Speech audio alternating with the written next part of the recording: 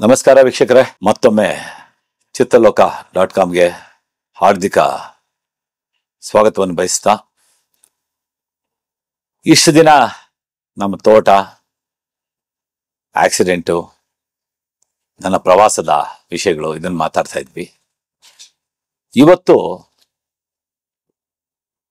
ನನ್ನ ಜೊತೆ ಅಚಾನಕ್ಕಾಗಿ ಒಬ್ಬ ಇಂಪಾರ್ಟೆಂಟ್ ವ್ಯಕ್ತಿ ಬಂದಿದ್ದಾರೆ.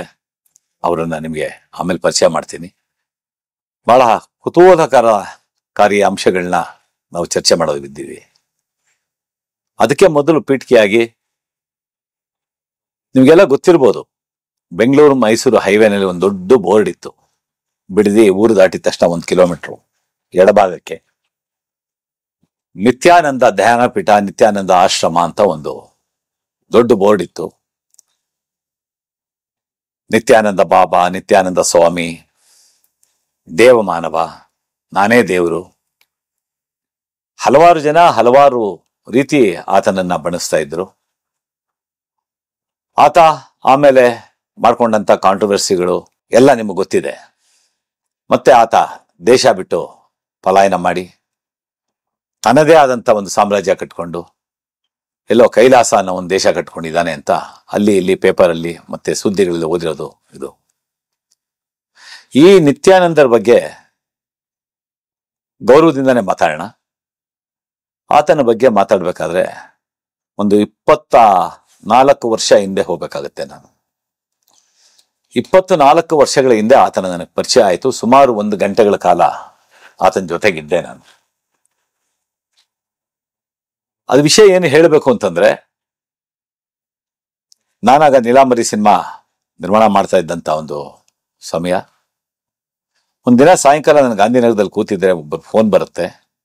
ಬಹಳ ಖ್ಯಾತ ಚಿತ್ರೋದ್ಯಮಿಯ ಮನೆಯಿಂದ ಫೋನ್ ಬರುತ್ತೆ. ಸುಬಣ್ಣ, ನಿಮ್ಗೆ ಈ ಕನ್ನಿಂಗ್ಯಾಮ್ ರೋಡಲ್ಲಿರೋ ಚಾಮುಂಡೇಶ್ವರಿ ಸ್ಟುಡಿಯೋ ಗೊತ್ತಾ? ಅಂದ್ರೆ ಚೆನ್ನಾಗಿ ಗೊತ್ತು, ಆಗ್ತಾನೆ ಬಂದಿದ್ದೆ. ನನ್ನ ವ್ಯಾಪಾರ ವಹಿವಾಟು ಎಲ್ಲ ಚಾಮುಂಡೇಶ್ವರಿ ಸ್ಟುಡಿಯೋದಿಂದಾನೇ ನಡೀತಾ ಇತ್ತು. ನಾನಾಗ ಈ ಚಿತ್ರದ ಧ್ವನಿಗ್ರಹಣಕ್ಕೆ ಸಂಬಂಧಪಟ್ಟಂತ ಮ್ಯಾಗ್ನೆಟಿಕ್ ಟೇಪ್ ಅಂತ ಬರ್ತಾ ಇತ್ತು. ಆ ಮ್ಯಾಗ್ನೆಟಿಕ್ ಟೇಪ್ನ ಒಂದು ಡೀಲರ್ಶಿಪ್ ಇತ್ತು ನಂದು. ಸೊ ಆಲ್ಮೋಸ್ಟ್ ಎವ್ರಿ ಡೇ ಬೆಂಗಳೂರಿನಲ್ಲಿರೋ ಸ್ಟುಡಿಯೋಗೆಲ್ಲ ವಿಸಿಟ್ ಕೊಡ್ತಿದ್ದೆ ನಾನು. ಪ್ರಸಾದ್ ಇರ್ಬೋದು, ಚಾಮುಂಡೇಶ್ವರಿ ಇರ್ಬೋದು, ಈ ರೀತಿ. ಆ ರೀತಿ ಅವತ್ತು ನಾನು ಅಲ್ಲಿ ಕೊಟ್ಟು ನನ್ನ ಮುಂದೆ ನನ್ನ ನೀಲಾಂಬರಿ ಸಿನಿಮಾದ ವ್ಯವಹಾರಗಳಿಗೋಸ್ಕರ ಗಾಂಧಿನಗರದಲ್ಲಿ ನನ್ನ ಗೆಳೆಯರು ಮಾರ್ ಸುರೇಶ್ ಅಂತ ಅವ್ರ ಆಫೀಸಲ್ಲಿ ಕೂತಿದ್ದೆ. ಅವ್ರಿಗೊಂದು ಫೋನ್ ಬಂತು. ಸುಬಣ್ಣ, ನಿಂಗೆ ಚಾಮುಂಡೇಶ್ವರಿ ಸ್ಟುಡಿಯೋನಲ್ಲಿ ಯಾರೋ ಸ್ವಾಮಿಗಳಿದಾರಂತೆ, ನಿನ್ಗೆ ಗೊತ್ತಾ ಅಂತ ಕೇಳಿದ್ರು. ಏಯ್, ನನಗೆ ಗೊತ್ತಿಲ್ಲಪ್ಪ, ಈಗ ಅಲ್ಲಿಂದನೇ ಬಂದು ಕೂತ್ಕೊಳ್ತಾ ಇದ್ದೀನಿ. ಕಾನಿಷ್ಕಾ ಹೋಟ್ಲ್ ಆಪೋಸಿಟ್ ಅವ್ರ ಆಫೀಸು. ಅಲ್ಲಿಂದ ಬಂದು ಕೂತ್ಕೊಳ್ತಾ ಇದ್ದೀನಿ ನಾನು. ಗೊತ್ತಿಲ್ವಲ್ಲ ಅಂದೆ. ತಿಳ್ಕೋ ಸುಬಣ್ಣ, ಅದೇನೋ ತುಂಬಾ ಮಹಿಮೆ ಇದೆ ಅಂತೆ ಅವ್ರಿಗೆ. ಈ ತರ ಸೋಣ್ಸೋ ಚಿತ್ರೋದ್ಯಮಿ ಅವ್ರು ಈಗ ನಮ್ಮ ಜೊತೆ ಇಲ್ಲ. ಅವರು ಬಹಳ ಸೀನಿಯರು, ನಿರ್ಮಾಪಕರು, ಹಂಚಿಕೆದಾರರು ಮತ್ತು ಫೈನಾನ್ಸರು, ಬಹಳ ದೊಡ್ಡ ಮನುಷ್ಯರು. ಸೊ ಅವ್ರಿಗೆ ಇದಾಗಿದೆ ಅಂತೆ. ಅವ್ರ ಮಿಸ್ಸಸ್ ಫೋನ್ ಮಾಡಿದ್ರು ಅಂದ್ರು. ನಾನು ನಮ್ಮ ಚಾಮುಂಡೇಶ್ವರಿ ಸ್ಟುಡಿಯೋ ಮ್ಯಾನೇಜರ್ ಬಾಲರಾಜ್ ಅಂತಿದ್ರು, ಅವ್ರಿಗೆ ಫೋನ್ ಮಾಡಿದೆ. ಬಾಲರಾಜ್, ಏನಪ್ಪ ಸಮಾಚಾರ, ಏನು ಅಂತಂದೆ. ಸರ್, ಈಗ ತಾನೇ ಹೋದ್ರಲ್ಲ, ಏನ್ ಸರ್ ಫೋನು ಅಂತಂದ್ರು. ಇಲ್ಲ, ನಿಮ್ಮ ಕಾಂಪೌಂಡ್ ಒಳಗಡೆ ಯಾವುದೋ ಆಶ್ರಮ ಇದೆ ಅಂತಲ್ಲ, ನನಗೆ ಗೊತ್ತಿಲ್ಲ, ಡೈಲಿ ಬರ್ತೀನಿ ನಾನು. ಅವ್ರು ನಕ್ಬಿಟ್ಟು, ಏಯ್, ಆಶ್ರಮ ಏನಿಲ್ಲ, ಇಲ್ಲೊಬ್ಬ ಸ್ವಾಮಿ ಇದ್ದಾರೆ, ತಿರುವಣ್ಣಾಮಲೆಯಿಂದ ಬಂದಿದ್ದಾರೆ, 6 ತಿಂಗಳಿಂದ ಇದ್ದಾರೆ, ನಿಮ್ಗೆ ಗೊತ್ತಿರ್ಬೋದು ಅನ್ಕೊಂಡೆ. ಯಜಮಾನ್ರ ಮನೆಯಲ್ಲೇ ಇದ್ದಾರೆ, ಗ್ರೌಂಡ್ ಫ್ಲೋರ್ ಅಲ್ಲಿ ಅಂದೆ. ಇಲ್ಲ, ಈ ತರ ಸೋಣ್ಸೋ ವ್ಯಕ್ತಿ ಅವ್ರಿಗೂ ಗೊತ್ತಿತ್ತು. ಅವ್ರ ಹೆಸರು ಹೇಳಿ, ಅವ್ರಿಗೇನೋ ಸ್ವಲ್ಪ ತುಂಬಾ ಆರೋಗ್ಯ ಹದಗೆಟ್ಟಿದೆಯಂತೆ. ಅವ್ರಿಗೆ ಯಾರೋ ಹೇಳದಂತೆ, ಅವ್ರ ಮೇಲೆ ನಂಬಿಕೆ ಇದೆ, ಅವ್ರನ್ನ ಕರ್ಕೊಂಡ್ ಬರ್ಬೇಕು, ಸ್ವಲ್ಪ ಅಪಾಯಿಂಟ್ಮೆಂಟ್ ಕೊಡಿಸ್ತೀಯಾ ಅಂದ್ರೆ. ಒಂದ್ 4 ಜನ ಹಿಡಿದುಕೊಂಡು ಕರ್ಕೊಂಡು ಹೋಗ್ಬೇಕು. ಆ ದೊಡ್ಡ ಚಿತ್ರೋದ್ಯಮಿಗಳಿದ್ರಲ್ಲ ಅವ್ರನ್ನ. ಅವ್ರು ಆಲ್ಮೋಸ್ಟ್ ಏನು ನಡೆಯೋಕೆ ಆಗದೆ ಇರುವಂತ ಪರಿಸ್ಥಿತಿಲಿದ್ರು. ಅವ್ರು ಒಂದು 10 ನಿಮಿಷ ಟೈಮ್ ಕೊಡಿ ಸರ್ ಅಂದ್ರು. ಒಳಗಡೆ ಹೋಗಿ ಕೇಳ್ಕೊಂಡ್ಬಂದು ನಂಗೆ ಫೋನ್ ಮಾಡಿದ್ರು. ಸರ್, ಕರ್ಕೊಂಬಂದ್ಬಿಡಿ, ಇಮಿಡಿಯೇಟ್ ಕರ್ಕೊಂಬಂದ್ಬಿಡಿ ಅಂತ ಅನ್ಬಿಟ್ಟು. ಸರಿ, ಇನ್ನ ನಮ್ಮ ಸೂತ್ರಧಾರ ನಾನೇ ತಾನೆ, ಅವ್ರಿಗೂ ಇವ್ರಿಗೂ ಬ್ರಿಡ್ಜು.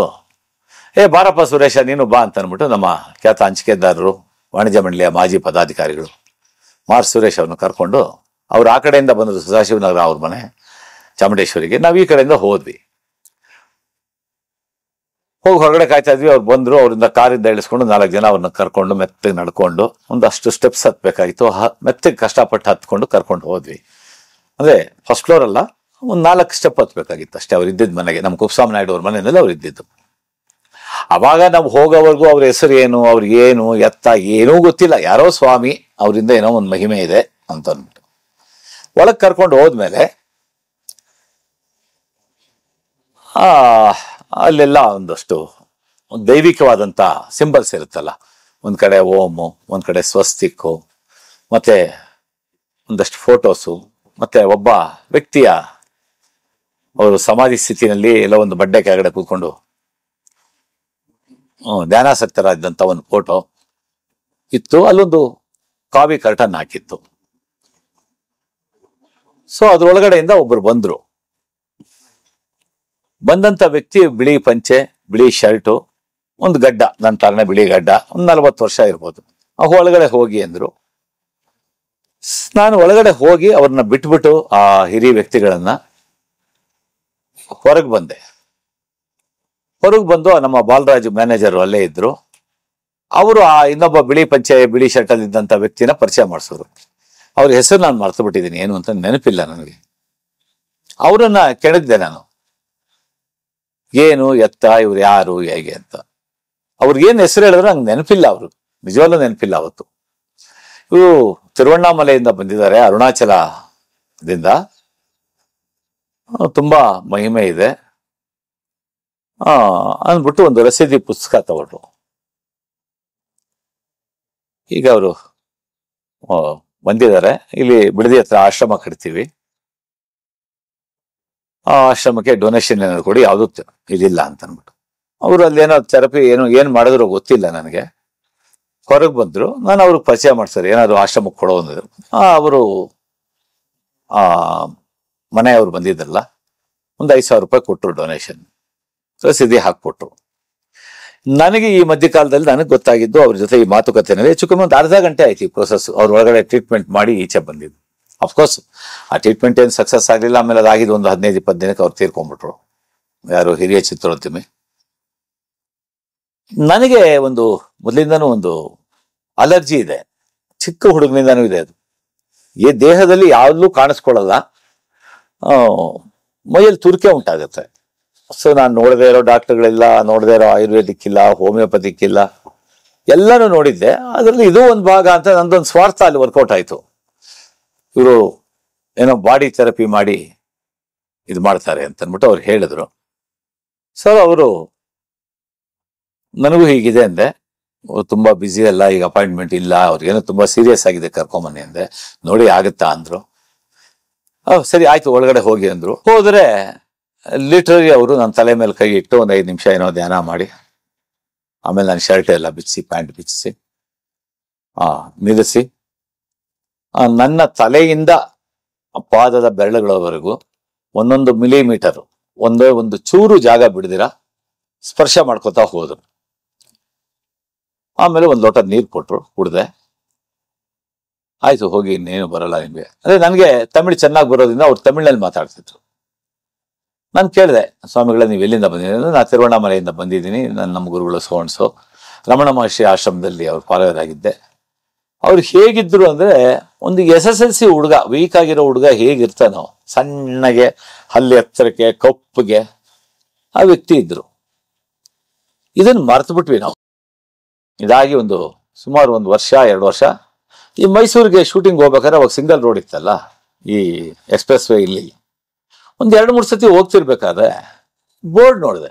ನಾನು 2-3 ಸತಿ ಫಾಸ್ಟ್ ಆಗ್ಬಿಟ್ಟು, ಇನ್ನೊಂದ್ಸತಿ ಈ ಮುಖ ಎಲ್ಲೋ ನೋಡಿದ್ದೀನಲ್ಲ ಅಂತ ಅಂದ್ಬಿಟ್ಟು ನೋಡಿದ್ರೆ, ನಿಲ್ಲಿಸಿ ಅಲ್ಲಿ 1 ನಿಮಿಷ ಪಾಸ್ ಮಾಡಿ ಕಾರ್ನ ನಿಲ್ಲಿಸಿ ಹಂಗೆ ಅಬ್ಸರ್ವ್ ಮಾಡ್ತಾ ಇದ್ದೆ. ನೋಡಿದ್ರೆ ಎಲ್ಲೋ ನೋಡಿದ್ರೆ ನೆನಪಾಯ್ತು ನನಗೆ, ಇದೇ ವ್ಯಕ್ತಿನಲ್ವ ನಾನು ಚಾಮುಂಡೇಶ್ವರಿ ಮೀಟ್ ಮಾಡಿದ್ದು ಒಂದು 6 ತಿಂಗಳು 1 ವರ್ಷದ ಹಿಂದೆ. ಅವರು ಆಶ್ರಮ ಮಾಡ್ತಾ ಇದೆ ಅಂತ ಅವತ್ತು ಹೇಳಿದ್ರು, ದೊಡ್ಡ ಆಶ್ರಮ ಮಾಡ್ಬಿಟ್ಟಿದ್ದಾರೆ. ಸರಿ ಮತ್ತೆ ಒಂದ್ಸತಿ ಮೀಟ್ ಮಾಡೋಣ. ಅಫ್ಕೋರ್ಸ್ ನನಗೇನು ಅಲರ್ಜಿ ಕಡಿಮೆ ಆಗ್ಲಿಲ್ಲ ಅದರಿಂದ, ಯಥಾ ಪ್ರಕಾರ ಹಾಗೆ ಇತ್ತು. ಅದೇ ಅವಿಲ್ ತಿನ್ಕೊಂಡು ಅದೇ ಜೀವನ ಕಲಿತಾನೆ, ಇವತ್ತು ಹಾಗೆ ಇದ್ದೀನಿ ಅಂದ್ಬಿಟ್ಟು ನಾನು ಬಾಲರಾಜಿಗೆ ಫೋನ್ ಮಾಡಿದೆ. ಇನ್ನೊಂದ್ಸತಿ ಅವ್ರನ್ನ ಮೀಟ್ ಮಾಡೋಣ ಅಂದ್ರೆ, ಸುಮ್ಮನೆ ರೀ ಸರ್, ನೀವು ಅವ್ರನ್ನ ಮೀಟ್ ಮಾಡ್ತೀರಾ? ಯಾಕಪ್ಪ ಅಂದೆ. ಗೊತ್ತಿಲ್ವಾ ನಿಮ್ಗೆ ವಿಷಯ ಅಂದ್ರು. ಇಲ್ಲ ಅಂತ.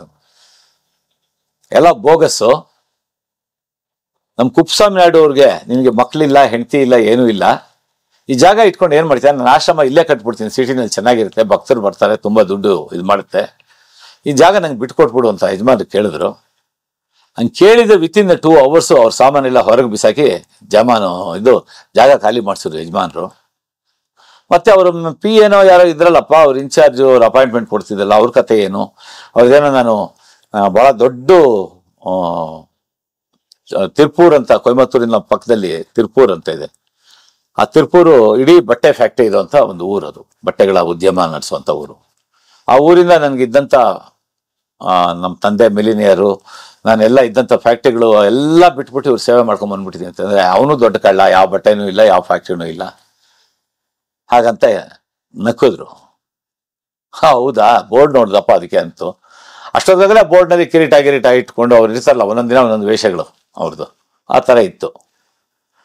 ಇದು ಮರ್ತೋಯ್ತು ವಿಷಯ. ಈಗ ಕೆಲವು ದಿನಗಳಿಂದ ನಮ್ಮ ಗೆಳೆಯರು, ನನಗೂ ಮತ್ತೆ ವೀರೇಶ್ ಅವ್ರಿಗೆ ಕಾಮನ್ ಗೆಳೆಯರು ಮತ್ತೆ ಖ್ಯಾತ ವಕೀಲರವರು, ಅವ್ರನ್ನ ಪರಿಚಯ ಮಾಡಿಸ್ತೀನಿ. ಅವ್ರು ಸಿಕ್ಕಿದಾಗ ಅವ್ರು ಹೀಗೆ ಮಾತಲ್ಲಿ ಬಂದು ಅವ್ರ ಆಶ್ರಮದ ಬಗ್ಗೆ ಎಲ್ಲ ಮಾತಾಡ್ತಾ ಬಂದರು. ನಿತ್ಯಾನಂದ ಆಶ್ರಮದ ಬಗ್ಗೆ ಬಹಳ ಇಂಟ್ರೆಸ್ಟಿಂಗ್ ವಿಷಯಗಳು ಹೊರಗೆ ಬಂತು. ನಾನು ವೀರೇಶ್ಗೆ ಹೇಳಿದೆ, ಒಂದು ಇಂಟ್ರೆಸ್ಟಿಂಗ್ ಸ್ಟೋರಿ ಮಾಡೋಣ ನಿತ್ಯಾನಂದ ಆಶ್ರಮದ ಬಗ್ಗೆ ಅಂತಂದ್ಬಿಟ್ಟು. ಅವನು ಮಾಡೋಣ ಬಾ ಅಂತಂದ. ಸೊ ನನ್ನ ನಿತ್ಯಾನಂದ ಆಶ್ರಮಕ್ಕೆ ನಾನು ಹೋಗಿಲ್ಲ. ನಿತ್ಯಾನಂದ ಏನ್ ಸ್ವಾಮಿ ಅಂತಿರೋ, ದೇವಮಾನವ ಅಂತಿರೋ ಗೊತ್ತಿಲ್ಲ ನನಗೆ. ನಿತ್ಯಾನಂದ ಅವರ ಪರಿಚಯ ಹೇಗಾಯ್ತು, ಇಂಟ್ರಾಕ್ಷನ್ ಕೆಲವೇ ಗಂಟೆ ಅಷ್ಟೇ, ಕೆಲವೇ ಗಂಟೆ ಅಂದ್ರೆ ಒಂದು 1 hour ಇರ್ಬೋದು ಅಷ್ಟೇ ಮ್ಯಾಕ್ಸಿಮಮ್. ಅವರ ಜಾಗದಲ್ಲಿ ಇದ್ದಿದ್ದು, ಹೇಗೆ ಆ ಜಾಗನ ಕಬ್ಜಾ ಮಾಡ್ಕೊಳಕ್ ಹೋದ್ರು ಅವರು, ಚಾಮುಂಡೇಶ್ವರಿ ಇದ್ದ ಜಾಗನ, ಇದನ್ನ ಅವ್ರ ಮ್ಯಾನೇಜರ್ ಹೇಳಿ ನನಗೆ ಗೊತ್ತಾಗಿತ್ತು, ಯಾಕೆ ನಾನೇನು ಕಣ್ಣಲ್ಲಿ ನೋಡಿಲ್ಲ. ಸೊ ಇದೊಂದಷ್ಟು ಅವ್ರ ಜೊತೆ ಚರ್ಚೆ ಮಾಡಿದಾಗ ಒಂದಷ್ಟು ಇಂಟ್ರೆಸ್ಟಿಂಗ್ ಪಾಯಿಂಟ್ಸ್ ಬಂತು ಹೊರಗಡೆ.